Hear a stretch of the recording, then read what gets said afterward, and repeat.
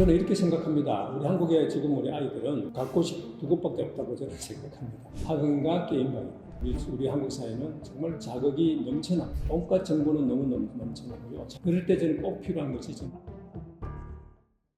안녕하십니까. 서울대학교 환경대학원에서 조경 역사와 설계를 가르치고 있는 성종상이라고 합니다. 반갑습니다.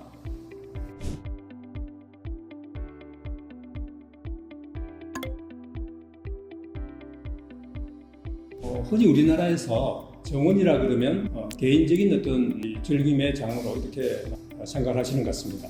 그런 점에서 그럼 우리 일반인들은 도대체 어떻게 정원을 즐기란 말인가 하는 질문이 있을 수 있습니다. 그 질문에 대해서는 우선 꿈꾸기부터 하셔야 된다고 생각합니다. 정원이 정말 뭔지를 좀 아시고 정원이 내 삶에 어떤 도움을 주실까를 좀 생각을 하셔서 정말 정원이라는 것이 내 삶을 좀 더 풍요롭게 하는데, 더 근사하게 하는데 참 중요하구나 하는 것을 좀 아시고 나서 그러면 나는 어떻게 정원을 꿈을 꾸어야 되는가, 어떤 정원 생활을 하는 게 좋은가 하는 그런 꿈꾸기를 좀 하셔야 된다고 생각합니다. 두 번째는 그렇게 꿈꾸고 나서서는 각자에 맞는 방식을 좀 찾으시면 좋겠습니다. 제가 말하는 정원은 굳이 꽃이 아름다워야 되는 그런 것만은 아니라고 생각합니다. 사람이 만나서 사람이 자연을 만나고 그러면서 다른 사람들하고 나눔을 할 수 있는 그런 장들이 정원의 아주 중요한 효용이라고 저는 생각합니다. 잘 아시다시피 안평대군은 세종대왕의 셋째 아들이었습니다. 세종께서는 이루지 못한 꿈이 있었습니다. 세종대왕 당대까지만 해도 조선의 역대 왕들이 장자개성이라는 것을 이루지 못하고 있었습니다. 그래서 세종께서는 은근히 그런 어떤 그 행제들을 경계하고자 했습니다. 단적인 예로 후송공 이름을 비해단이라는 이름을 지어주셨습니다. 비해라는 것은 아침부터 저녁까지 딴 생각하지 말고 오로지 하나만 잘 섬겨라, 그런 뜻입니다. 뭐겠습니까? 딴 생각하지 말고 형 문종을 잘 섬기라 하는 그런 아버지의 당부가 들어있었습니다. 그랬을 때 정원이라는 것은 그 정치적인 장을 벗어나는 아주 유력한 그리고 매우 효과적인 장이었을 것이다. 저는 그렇게 생각합니다. 그렇게 보면 안평의 정원 생활은 두 가지, 개인적인 성정, 그 다음에 당시의 정치적인 상황, 이런 것들이 맞물려서 어쩔 수 없이 또는 기꺼이 택했던 그런 정원 생활이 아니었을까, 그런 해석을 해볼 수 있겠습니다.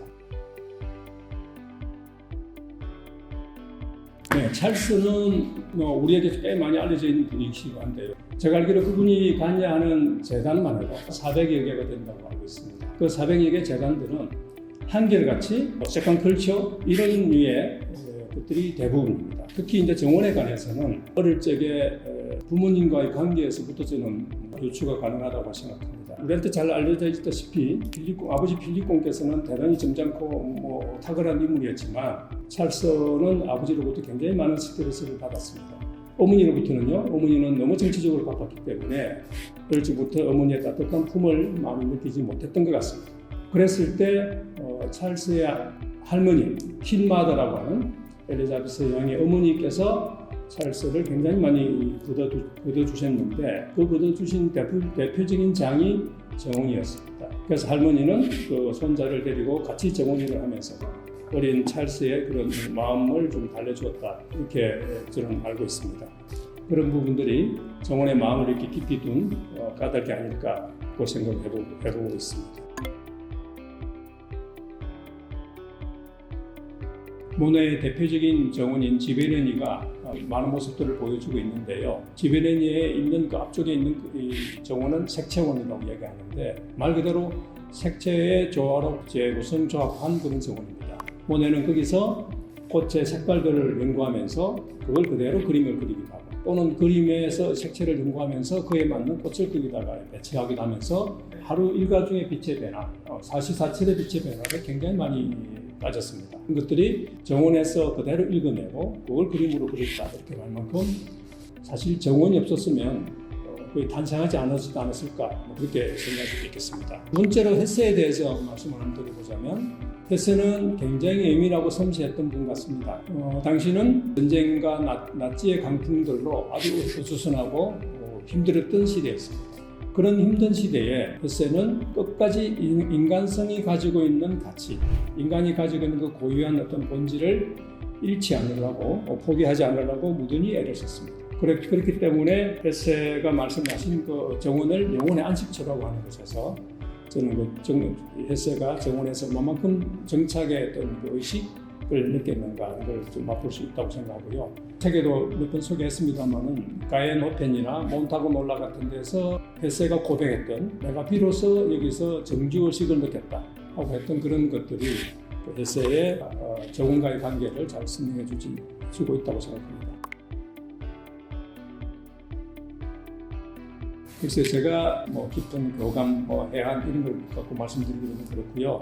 대신에 제 말씀을 드리기보다는 누구나 인정하시겠지만 대개양 선생님은 조선의 여러 학자들 중에서 단연 최고로 꼽히시는 그런 대학자였습니다. 그런 분께서 하신 말씀이 아주 중요한 말씀이 두 가지 용어가 있었습니다. 긴수작과 한수작입니다. 긴수작은 지금 우리 한국인들이 아주 잘 아는 것입니다. 열심히 공부하고 열심히 일하는 것입니다. 그분 되게 중요하게 강조하십니다. 그렇지만 대개 선생님은 긴수작만 가지고는 온전하지 못하다 이렇게 표현하시면서 한수작의 중요함을 강조하셨습니다. 한수작이라는 것은요, 쉽게 말하면 좀 쉬는 것입니다. 즐기는 것입니다. 저는 우리 한국인들한테 좀 이런 부분이 많이 좀 필요한 게 아닐까. 좀 자기를 읽어내고 자기가 뭘 원하는지, 뭘 바라는지, 뭘 좋아하는지 이런 것들을 좀 찾아가는 가려는 능력 이런 것도 좀 필요하다고 보는데 대개 선생님은 그 한수작을 주로 정원과 자연에서 취하셨습니다. 그 조선서당을 당시는 서울에 벼슬 왔다 갔다 하시면서 집에 출입하던 스님에게 맡겨서 만들게 했는데 나중에 갔다 와서 보시면은 크게 화를 내셨다고 합니다. 3칸짜리 건물을 지어서 너무 크게 지었다고 했다고 합니다. 그의 선생님은 금소한 것을 강조했던 분입니다. 바로 당신이 말씀하신 한수작을 제대로 즐겨서 삶을 온전하게 하기 위해서다. 저는 그렇게 생각하고요. 참 재밌는 것은 태계 선생님이 평생 시를 수천 수를 지었다는 만큼 대단한 시인이신데 그 길을 그리시면서 이렇게 묘사하셨어요. 내가 그림 속으로 들어가네 이렇게 표현하셨습니다. 참 멋진 묘사를 하셨죠. 그만큼 멋진 묘사를 하신 만큼 멋진 풍광을 아셨고 거기서 한껏 이 말씀하시는 한수작을 즐겼다 이렇게 말씀드릴 수 있겠습니다.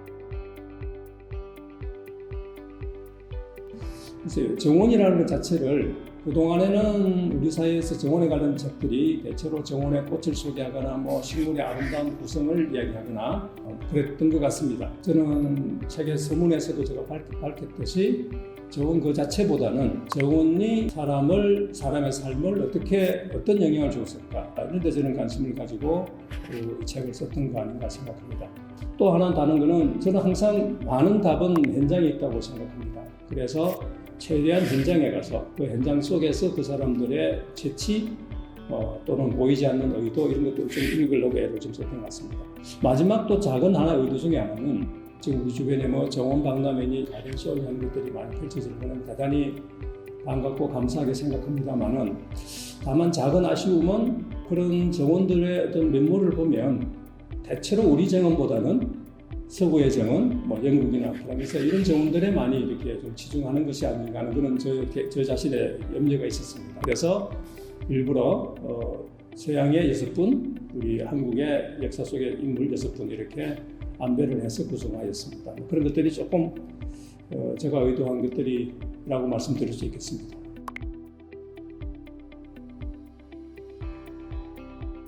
솔직하게 말씀을 드리면 처음에 이 책의 제목은 명사들의 정원생활이었습니다. 그러니까 유명한 분들이 정원을 어떻게 즐깁니까? 그걸 보자는 거였습니다. 그 까닭은 정원의 허용 중에서 정말 중요한 것 중에 하나가 보살핌과 나눔이라는 것입니다. 근데 제가 하는 말이 아니라 스탠포드 대학의 아주 유명한 사회학자가 가든을 케어의 장이라고 이렇게 설명한 적이 있습니다. 제가 개인적으로 연구한 다른 연구에서도 그것들이 분명히 아주 확실하게 입증이 되는데요. 우리 수도권에 있는 아파트에 텃밭을 오래 했던 아파트 주민들과 텃밭을 전혀 참여하지 않은 주민들 간의 이웃관계를 조사해보면 정말 놀랄 만큼 텃밭을 오래 했던 분들이 이웃관계가 정말 촘촘합니다. 이런 거죠.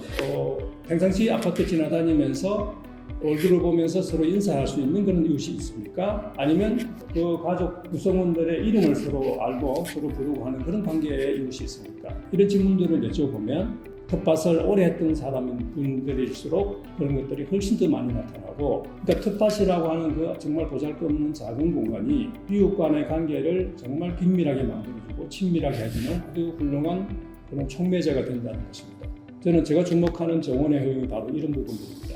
그 꽃의 어떤 아름다움 거기만 치중할 것이 아니라 그 좀 전에 설명드린 이런 것들을, 그걸 저는 사회적인 효용이라고 설명드리겠습니다만은, 그런 사회적인 효용을 한껏 발휘할 수 있어야 저는 된다고 보고, 그것들이 잘 된다면 우리 한국 사회가 지금보다는 훨씬 더 따뜻한 그런 사회가 될 거라고 생각합니다.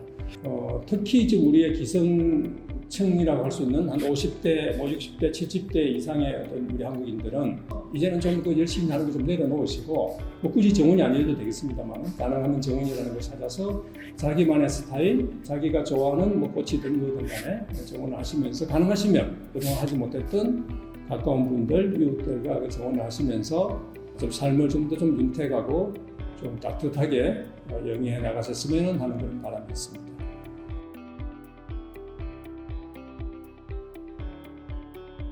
네, 이 부분은 저한테 굉장히 강력한 도전입니다. 많은 분들이 뭐 한국에서 정원 그러면 나는 정원할 땅이 없다, 나는 정원에 대해 관심이 없다, 이런 분들이 의외로 많으십니다. 제가 이 공부를 하면서 이 책을 쓰면서 제가 제 나름대로 확신을 잊었습니다.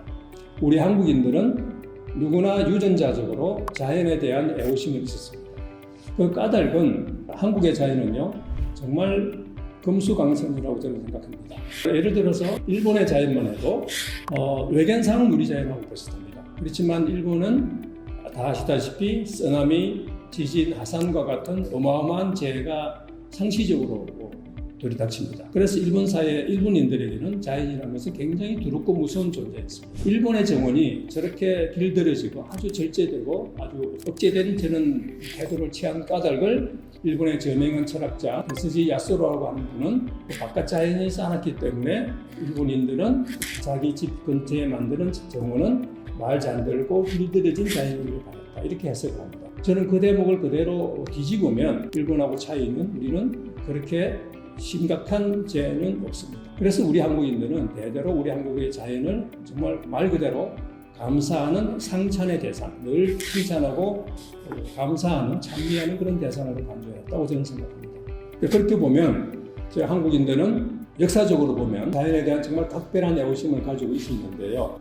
제 생각에는 우리가 지난 한 100여 년, 그러니까 일제시대 이후에 현재에 이르기까지 우리가 너무 힘들게 살아오면서 우리가 가지고 있던 그런 좋은 성정을 저는 잃어버린 채 살고 있지 않는가 생각합니다.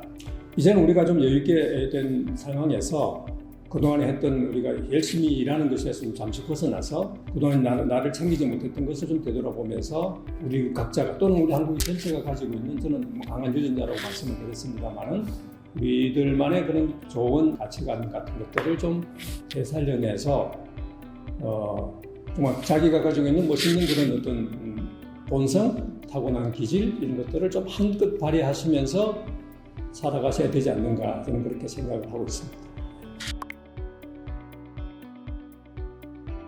저는 이렇게 생각합니다. 우리 한국의 지금 우리 아이들은 갈 곳이 두 곳밖에 없다고 저는 생각합니다. 학원과 게임방입니다. 그 두 곳만 다니면서 우리 아이들한테 어떤 영향을 줄지 저는 참 염려스럽다고 생각합니다. 뿐만 아니라 우리 한국의 우리 주변 한번 보시죠. 우리 한국 사회는 정말 자극이 넘쳐나, 온갖 정보는 너무 넘쳐나고요. 그런 정보와 자극이 강한 속에서 우리 아이들이 어떻게 자기를 지키면서 자기 좋아하는 걸 찾아가면서 자기를 키워나갈 수 있을지 참 저는 힘이 염려가 되는데요. 그럴 때 저는 꼭 필요한 것이 저는 정원이라고 생각합니다. 제가 이 책에 소개를 했듯이 역대 인물들이 그렇게 정원을 한결같이 잘 설계했던 까닭 중에 많은 분들은 어릴 적에 정원 생활 이야기를 빠뜨리지 않고 꼭 하고 있습니다. 저 나름대로 미션을 저는 하나 가지고 있습니다. 저 손자, 손녀들에게 정원이나 자연과의 교감을 좀 깊이해주고 싶은 그런 바람입니다. 그렇게 어릴 때부터 그런 감수성을 좀 잘 빌려야 이 혼탁하고 힘들고 자극 많은 세상을 좀 굳이 살아갈 힘이 생기지 않겠습니까? 저는 그런 점이 어쩌면 우리 열심히 살고 얼마만큼 성취하신 우리 기성세대들의 좀 남은 우리 마지막 미션이 아닐까, 우리 한국인들의 미션이 아닐까, 그렇게 생각도 하고 있습니다.